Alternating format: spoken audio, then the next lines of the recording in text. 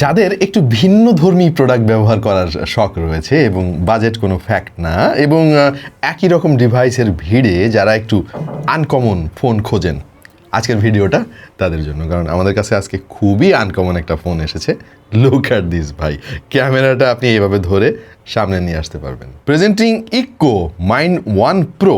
Eco ব্র্যান্ডটাকে আমি চিনি, অডিও গিয়ার তৈরি করে তারা, সো ফোন বানাচ্ছে, খুব ভালো কথা। এবং প্রথমবারে তারা একদম অন্যরকম একটা ফোন বানিয়েছে। সো খুবই আনকমন এই ফোনটা। কারা কিনবেন এবং কারা এই ফোন থেকে 100 হাত দূরে থাকবেন, আজকের ভিডিওটা তাই নিয়ে। প্রথমেই একটু ভালো ভালো জিনিস নিয়ে আলাপ করি, তারপরে আমরা আলাপ করব কোন জিনিসগুলো আমাদের কাছে ভালো লাগে নাই। ফার্স্ট অফ অল, আমার কাছে যে জিনিসটা সবচাইতে বেশি ভালো লেগেছে সেটা হলো এই ফোনের ডিজাইন। খুবই ইউনিক। এইটা হাতে থাকলে সবাই কনফিউজড হয়ে যাবে যে জিনিসটা আসলে কি। আমার কাছে এই জিনিসটা পুরাতন দিনের কিছুটা MP4 প্লেয়ারের মতো মনে হয়েছে। খুবই ছোটখাটো, অথচ পুরো দস্তুর একটা স্মার্টফোন হচ্ছে ইকো মাইন্ড 1 প্রো। থিকনেস একটু বেশি, 8.9 মিলিমিটার, কারণ এতটুকু জায়গার মধ্যে আসলে সবকিছু ফিট করতে হয়েছে। অবশ্য ওজন বেশ কম, 137 গ্রামের আশেপাশে। এই ফোনটা এক হাতে অপারেট করা যাবে, যেহেতু জিনিসটা একেবারে কম্প্যাক্ট, সো হাতের তালুতেও আপনি এভাবে রাখতে পারবেন। এবং ডেফিনেটলি এক হাতে যারা ফোন ব্যবহার করতে চান,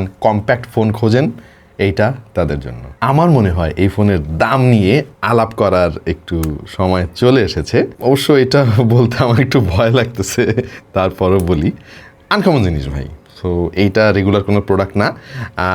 যাদের অনেক শখ আছে, শখের তোলা তো আবার লাখ টাকা, তাই না? বাট এটার দাম লাখ টাকা না, এটার দাম হচ্ছে 80,000 টাকা। ভয় পায়েন না, এটা সবার জন্য না আসলে ফোনটা। আর 8GB র্যামের সঙ্গে রয়েছে, কি রে এটা খুলতে পারি না কেন, এটা তো আর এক বিপদ। হ্যাঁ, খুলতে পেরেছি অবশেষে ব্যাক কভারটা। 8GB র্যামের সঙ্গে 256GB ইন্টারনাল স্টোরেজ এই ফোনের সাথে আছে। আমাদের দেশে একটা ভেরিয়েন্টের ফোনই এসেছে, খুবই কম ইউনিট কিন্তু এসেছে। আর এই ফোনটা এই মুহূর্তে পাওয়া যাচ্ছে টেক অ্যান্ড টক বিডিতে। তারাই মূলত এরকম আজগুবি টাইপের ইউনিক সমস্ত ফোন, বিভিন্ন গ্যাজেট, এগুলো চায়না থেকে বা বিভিন্ন দেশ থেকে আনে। আর যেহেতু ইউনিক প্রোডাক্ট, দামটাও ইউনিক। বাট অনেকে আছেন আপনাদের মধ্যে যারা শখের কথা চিন্তা করে দামের জন্য পিছু হটেন না। টাকাওয়ালা মানুষ তো আমাদের দেশে অভাব নেই। সো এই ফোনটা বেসিক্যালি তাদের জন্য। বাট আমার মনে হয় না যে এইটা রেগুলার ফোন হিসাবে আপনি কখনোই কিনবেন। এনিওয়ে, টেক অ্যান্ড টক বিডির সঙ্গে আপনারা আলাপ করতে পারেন। এই মুহূর্তে 80,000 টাকা দাম হলেও আমার ধারণা ধীরে ধীরে এটার দাম একটু কমবে। অলরাইট, এইবার ফিরে আসি এই ফোনের ফিচারগুলো নিয়ে। এইটার ডিসপ্লে সাইজ হচ্ছে 4.02 inch, full HD plus resolution AMOLED panel তারা ইউজ করেছে 90 হার্জের রিফ্রেশ রেট দিয়ে। আর ফিঙ্গারপ্রিন্ট সেন্সরটা তারা সাইডে মাউন্ট করেছে। বাট জায়গাটা যেহেতু অনেক ছোট, এই জায়গাতেই নানা ধরনের বাটন প্লেস করতে হয়েছে। ফিঙ্গারপ্রিন্ট সেন্সর, পাওয়ার বাটন একসঙ্গে মার্চ করা, ভলিউম রকার, সাথে আবার একটা ডেডিকেটেড শাটার বাটন দিয়েছে তারা। আর একটা ইন্টারেস্টিং জিনিস আছে এই ফোনে, আর সেটা হলো, খেয়াল করে দেখবেন উপরের দিকে এখানে ডেডিকেটেড একটা বাটন আছে। আমি অবশ্য এখানে স্যামসাং এর আলট্রা সিরিজের ফোনের মতো ভাবলাম যে এটা প্রেস করলে হয়তো একটা স্টাইলাস পেন বের হয়ে আসবে, বাট জিনিসটা ওইরকম কিছু না। এটা প্রেস অ্যান্ড হোল্ড করে যদি আপনি ধরে রাখেন, তাহলে এই রকম একটা স্ক্রিন দেখতে পাবেন। এই ফোনটা এখন অ্যান্ড্রয়েডে রান করছে। যদি বাদিকে এভাবে ইকো অপশনে আপনি স্লাইড করেন, তাহলে ফোনটা কিন্তু ট্রান্সফার হয়ে যাবে সম্পূর্ণ ভিন্ন একটা লুকে। এবং এখন এই ফোনটা একটা AI ফোন হয়ে গিয়েছে। এখানে AI রিলেটেড প্রচুর ফিচার আপনি আনলক করতে পারবেন। ইকো বলছে এই ফোনটা 2-in-1 অপারেটিং সিস্টেমে চলে। একটা ইকোর নিজস্ব একটা UI, যেখানে AI কে বেশি গুরুত্ব দেওয়া হয়েছে, আর একটা রেগুলার অ্যান্ড্রয়েড সিস্টেম। সো এই জিনিসটার ব্যবহার উপযোগিতা কতটুকু আছে সেইটাই আমরা গভীর আলাপে গেলাম না। যা সংক্ষেপে বলি, আমার কাছে ইউজলেস মনে হয়েছে এই জিনিসটা আর কি। ক্যামেরাটা এই ফোনের একেবারে ইউনিক একটা প্রপোজিশন, এবং আপনি চাইলে ক্যামেরাটা এইভাবে রোটেট করে সামনেও আনতে পারবেন, অথবা যখন প্রয়োজন হবে না পেছনে এইভাবে রাখতে পারবেন। বাট ক্যামেরা হাউজিংটা বা এই লেন্সটা কিন্তু বেশ মোটা, এর ফলে আপনি ফ্ল্যাট সারফেসে এই ফোনটা রেখে শান্তি পাবেন না। এমনিতে আপনার একটা ভয় তো কাজ করবেই, ক্যামেরা লেন্সে দাগ পড়ে যেতে পারে। অন্যদিকে প্রচুর উইবেল করবে, ইভেন পকেটে রাখলেও দেখবেন যে ক্যামেরা বাম্পের কারণে ফোনটা পকেট থেকে বের করাটা একটু কঠিন হয়ে যাচ্ছে, বা পকেটে রাখাটাও একটু কঠিন হয়ে যাচ্ছে। এই ক্যামেরা মেকানিজমটা ঠিক আছে, আমার একসময় মনে হতো যে ক্যামেরাগুলো এইরকম দিলে মনে ভালো হতো। বাট এত বেশি উঁচা জিনিসটা একটু বিরক্তিকরই আমার কাছে মনে হয়েছে। তবে এই ফোনের ডিসপ্লের দিকে আমি যতবারই তাকাচ্ছি ততবারই আমার নজর চলে যাচ্ছে নিচের দিকের এই মোটা বেজেলের দিকে। আজকাল 20-25 হাজার টাকা দামের ফোনেও এত সিমেট্রিক্যাল বেজেল থাকে, অলমোস্ট বেজেললেস একটা ইমার্সিভ ফিল পাওয়া যায়। বাট এত টাকা দিয়ে একটা ফোন কিনে নিচের দিকে এইরকম 2017-18 সালের মতো বটম বেজেল দেখবো, এইটা আমি আসলে প্রত্যাশা করি নাই। টু বি ভেরি অনেস্ট, এই ফোনটা শুরুতে আমার কাছে বেশ ভালোই লাগছিল, আরে জোস জিনিস তো, হাতে একটু অন্যরকম ফিল পাচ্ছি। বাট যখন দামটা শুনলাম আমার মেজাজটাই খারাপ হয়ে গেছে ভাই। এখন যাই হোক, আমি গরিব মানুষ, এই জন্য মনে হয় মেজাজটা আমার খারাপ হয়েছে। যাদের অনেক টাকা আছে তাদের মেজাজ খারাপ হবে না, কারণ টাকা থাকলে মেজাজ সবসময় কুল থাকে। তুই সমঝা? হ্যাঁ। নাই, তুই সমঝা নেই।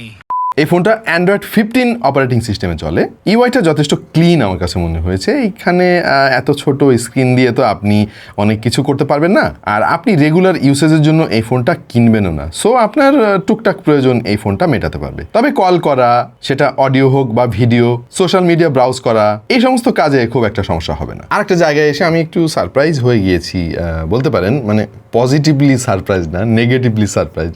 আর সেটা হলো ফোনটার দাম 80,000 টাকা, ব্যবহার করা হয়েছে জি ভাই Z99 চিপসেট। এখন এই 80,000 টাকায় আপনি যদি রেগুলার একটা স্মার্টফোন কেনেন, আপনি ফ্ল্যাগশিপ চিপসেট পেয়ে যাবেন। টু বি ভেরি অনেস্ট, 80,000 টাকা কিন্তু অনেক টাকা, হ্যাঁ। সো সেখানে Z99 চিপসেটটা আমি বলবো যে বেশ হাস্যকর। তবে পাশাপাশি আরেকটা জিনিসও সত্যি যে এই ফোনের যে কাজ, সেখানে ফ্ল্যাগশিপ চিপসেটের কোনো প্রয়োজন আছে বলে আমার কাছে মনে হয় না। এইটা দিয়ে ফেসবুক ব্রাউজ করে আমরা দেখেছি, খুব একটা খারাপ না, ভালোই লাগলো আমার কাছে মোর আর লেস। তবে ইউটিউবে ভিডিও দেখে খুব একটা শান্তি পাবেন না, কারণ এমনিতে এই স্ক্রিনটা অনেক ছোট, এরপরে ইউটিউব আরো অনেক বেশি ছোট লাগে। বাট যদি রিল দেখেন আপনি ইউটিউবে, তখন আপনার মনে হবে যে ঠিকই আছে। তবে ঝামেলার ব্যাপার হচ্ছে রিল দেখার সময়ও খেয়াল করলাম যে ওপরে নিচে ক্রপ হয়ে গিয়েছে, কারণ ইউটিউব, ফেসবুক বেশিরভাগ জায়গাতেই আসলে এইরকম স্কোয়ার রেশিওর ভিডিও খুব একটা পাওয়া যায় না আজকাল। আর এত ছোট ডিসপ্লেতে তো আসলে গেমিং করেও খুব একটা মজা পাওয়া যাবে না। সো গেমিং নিয়ে আমরা আজকে একটু আলাপ নাই বা করলাম। এই ফোনের অন্যান্য স্পেকও কিন্তু খুব একটা আহামরি ভালো কিছু না। যেমন ব্যাটারি আছে মাত্র 2200 mAh এর। সো আপনাকে হয়তো দিনের মধ্যে 2বার চার্জ দিতে হতে পারে যদি এটাকে প্রাইমারি ডিভাইস হিসেবে ব্যবহার করতে চান। বাট আপনার যদি অলরেডি অন্য আরেকটা ফোন থাকে, এটা মাঝে মাঝে একটু ব্যবহার করলেন, বা বাইরে গেলেন, আপনি ধরেন লিফটের মধ্যে আপনি সবাই ফোন চালাচ্ছে, আপনি আপনার পকেট থেকে এরকম একটা ফোন বের করলেন, সবাই তাকায় থাকবে যে আরে কী জিনিস এটা। এই টাইপের ভাব নেওয়া কাজের জন্য অবশ্যই এত বেশি ব্যাকআপের আপনার দরকার হবে না। IP54 এর রেটিং আছে, পানির স্প্ল্যাশ থেকে মোটামুটি মুক্ত থাকবে এই ফোনটা। বাট ঝামেলাটা হচ্ছে যে ওয়াইফাই 5 ইউজ করেছে তারা। এত দামি একটা ফোনে ওয়াইফাই 6 নাই, বাজারে তো ওয়াইফাই 7 ওয়ালা ফোনও 80,000 টাকায় পাওয়া যায়। এটা একটা ইস্যু। আর একটা ইস্যু হচ্ছে যে এটার ব্লুটুথ ভার্সন কিন্তু 5.2, আজকাল 6 মার্কেটে চলে আসছে, এটাও ব্যাকডেটেড আমি বলবো। অবশ্যই NFC আছে এই ফোনে। IR ব্লাস্টারটা থাকলে আমি আর একটু খুশি হইতাম। ছোট্ট একটা জিনিস হয়তো টেবিলের কোথাও আমি রেখে দিতাম, রিমোটের কাজটা আমার এই ডিভাইসটা করতে পারতো তখন। IR ব্লাস্টার নাই। ক্যামেরা নিয়ে একটু আলাপ করার দরকার। এত বড় একটা লেন্স তারা দিয়েছে। টু বি ভেরি অনেস্ট, আমার কাছে বেশ ইউনিক একটা ফিল হচ্ছে। কি সুন্দর ক্যামেরাটা ভাঁজ করে রাখা যাচ্ছে, আবার ইচ্ছামতো যে কোনো রোটেশনে ফিট করা যাচ্ছে, জিনিসটা ইউনিক। বাট ঝামেলাটা হচ্ছে গিয়ে ছবি তোলার সময় আমি খেয়াল করলাম যে ডেডিকেটেড শাটার বাটনটা তারা দিয়েছে, ওইটা সেলফি ফটোগ্রাফির জন্য উপযুক্ত না। ছবির কোয়ালিটি যে আহামরি অনেক ভালো সেইটা জোর দিয়ে বলার কোনো সুযোগ কিন্তু নাই। আমরা নর্মালি 20-25 বা 30,000 টাকার আশেপাশে এইরকম ছবি দেখে থাকি অন্যান্য ফোনে। তবে ছবির কালার বেশ পপড আপ এবং স্যাচুরেটেড আমার কাছে মনে হয়েছে, যদিও ডিটেইলের সংখ্যা একটু কম। বাট মোরারলেস আপনি ছবি তুলেই সোশ্যাল মিডিয়াতে পোস্ট করতে পারবেন। আচ্ছা, এই ডেডিকেটেড শাটার বাটন তারা দিয়েছে, এইটা নিয়ে আমার একটু অবজারভেশন আছে। সেলফি ছবি তোলার সময় তো আপনার ফিঙ্গারটা থাকে এইখানে, সো এই বাটনটা তখন আসলে খুব একটা কাজে আসে না। ধরেন আপনি সেলফি ছবি তুলতে চান, আপনি কিভাবে তুলবেন? আপনার ফিঙ্গারটা তো এখানে, অথচ এই বাটনটা হচ্ছে এইখানে।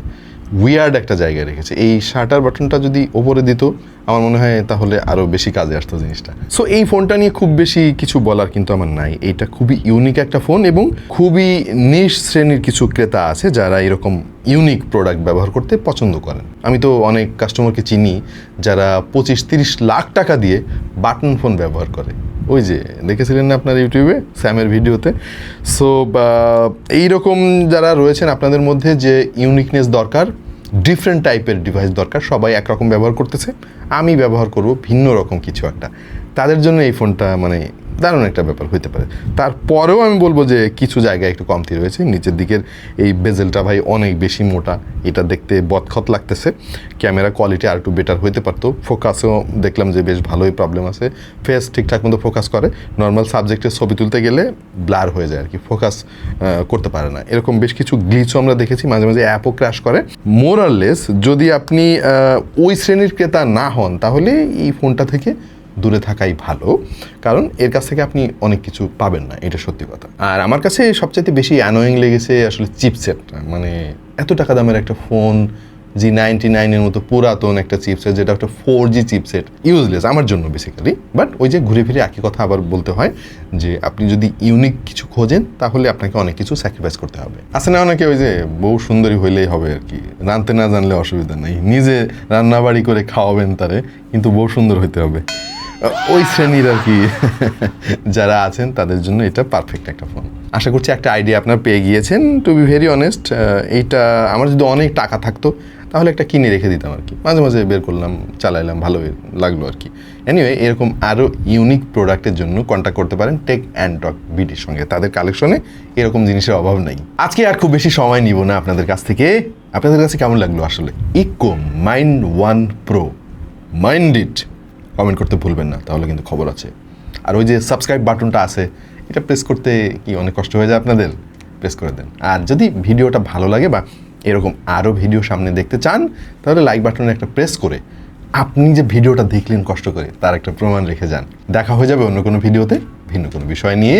সেই পর্যন্ত সবাই ভালো থাকুন, সুস্থ থাকুন আর দেখতে থাকুন টেক টু দ্য পয়েন্ট।